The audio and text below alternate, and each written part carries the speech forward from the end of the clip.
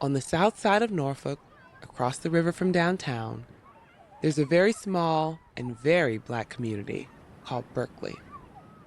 And in Berkeley, there's this thing people swear by, the Berkeley breeze, a magical, perfectly chilled whisper of wind that brushes across your skin like it knows you personally.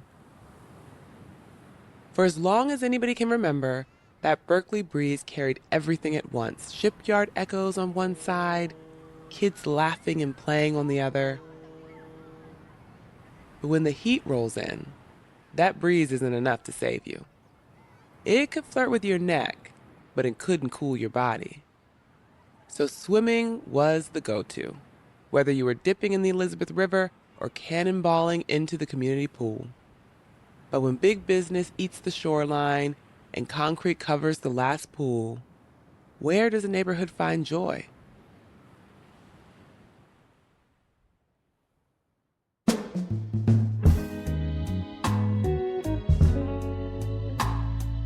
We used to play basketball, football, baseball, race. You know, we had a lot of fun. Then we played Cowboys and Indians, where we'll pick up sticks and not like we had a gun, you know, be shooting at each other. And then you'll say, you out of bullets, and they'll say, you out of bullets. And then y'all go to a hard wrestling.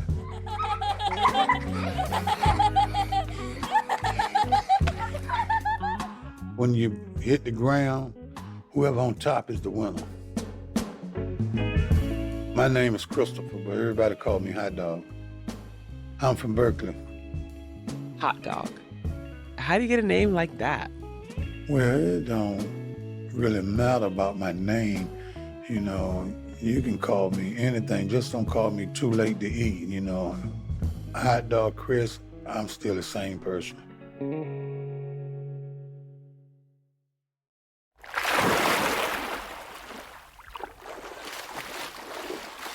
There's a place where we used to go swimming we call Luke's.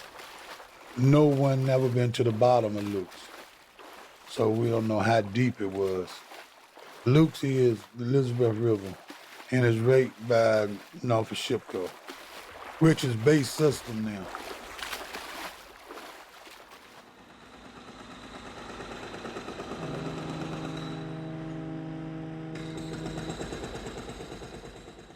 Why were they swimming in the river? We didn't have no pool, so we swam out in the Elizabeth River. We swam under the Berkeley Bridge. We had a raft. I don't know where the raft came from. We just happened to go down there one day, and there go raft. The raft was probably 5 feet wide and about 20 feet long. So we got us a branch from a tree, and then we get on that raft and take it under the bridge where the bridge lift up at, and then we dive off the raft and swim.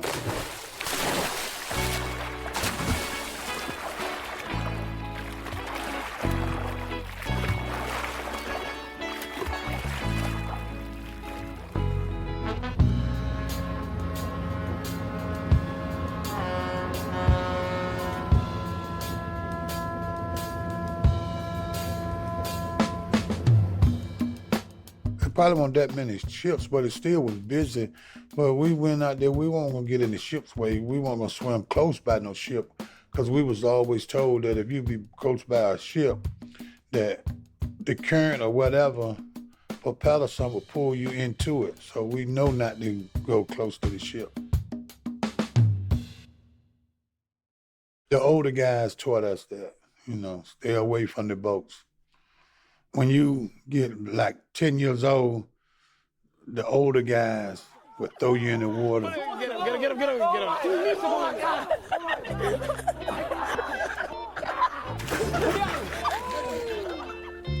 A guy named Philip took me crabbing. He asked my parents. They knew him anyway, he took me crabbing, and a couple older guys come up there and they asked me, could I swim? At this time, I couldn't. But I still say yes, and they threw me in the water. But I managed to dog paddle and made it back and got out of there. Now, once they know you could swim, they'll never throw you in no more. That's the purpose of them throwing you in. They weren't trying to kill you, they was trying to make a man out you so that you could swim. If anytime a kid couldn't swim, one of them would dive in and save you, bring you back in. So it happened a whole lot of times.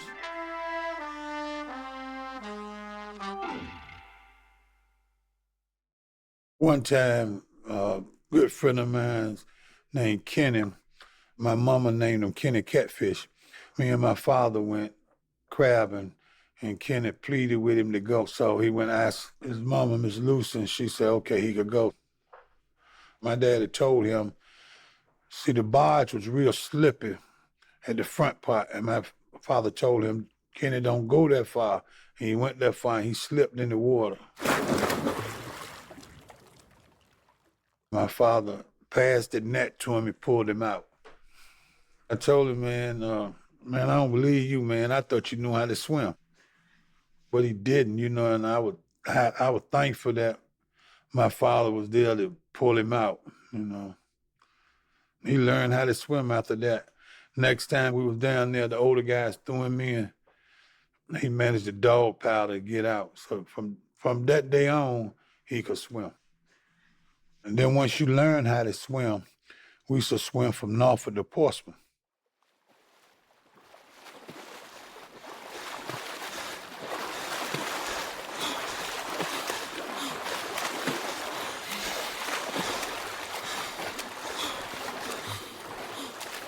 The swim from Norfolk to Portsmouth is a few hundred yards.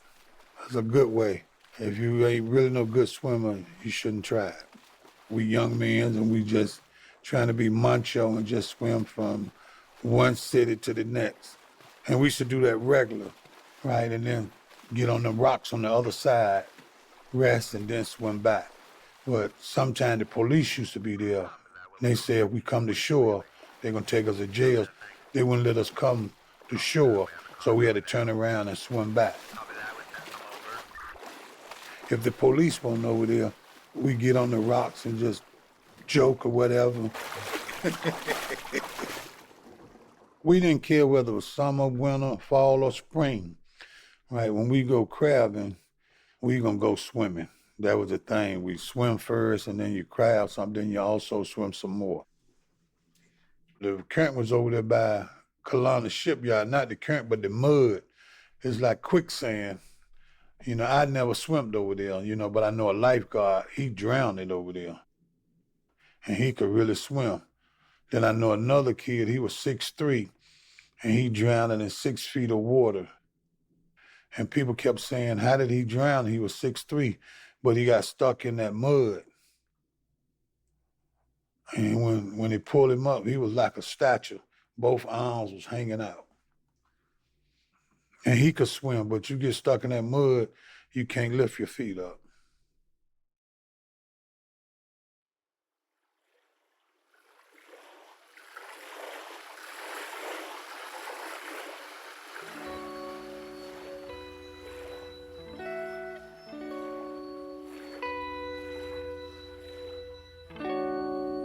So then they built the pool. That was in 1972. But I and my friends, we used to love to swim so much under the bridge. Out of 7 days a week, we go under the bridge and swim probably 5. We didn't really like to go to the pool. We went and kept swimming under there. And then when they started having swimming tournaments, then we started going to the pool. It was open to the public, anybody, but when the pool opened up, my mother didn't want me going to the pool.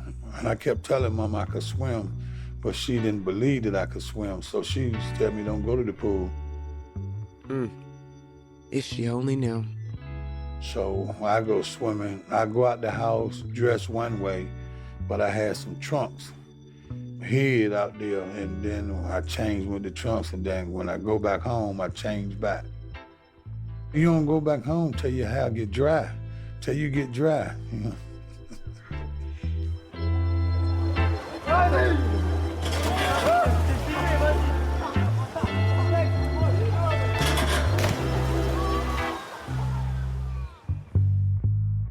There used to be too many people going to that little pool. The pool should have been bigger. The pool should be packed. I haven't swum in a while, but I know how. Last time I swam was at the YMCA. Yeah, but I'm good at start going swimming. I get in the water, do some walking. And as for river swimming, You can't get over there now because Luke's is Norfolk Shipco property, so you can't get back there. And it's dirty water. The water was dirty when we used to go swimming in it. But we had fun. We ain't had nowhere else to go, till they got the pool. And now they done tore the pool down. So we need a pool back over there in the Berkley community.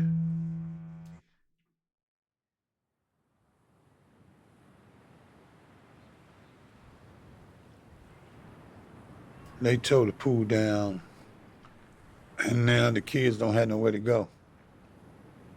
Because the little kids can't walk all the way to Compostela from Berkeley. So we need a pool back in Berkeley real bad.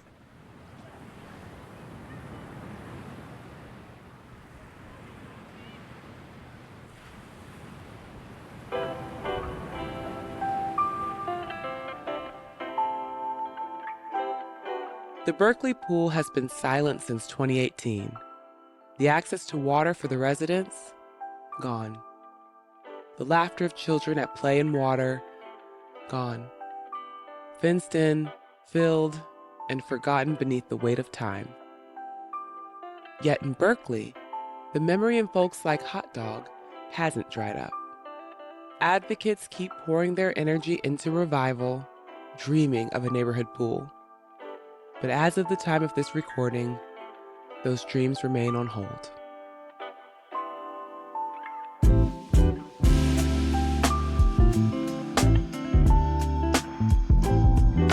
Visit our website, truthbetoldcommunity.com, to find out ways to get involved and share this episode with friends.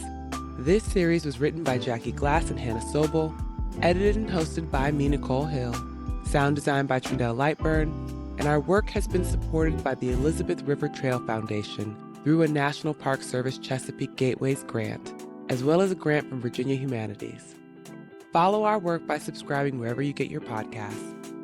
We couldn't do this without people brave enough to share their experiences. So thanks to the guy who was never late for dinner.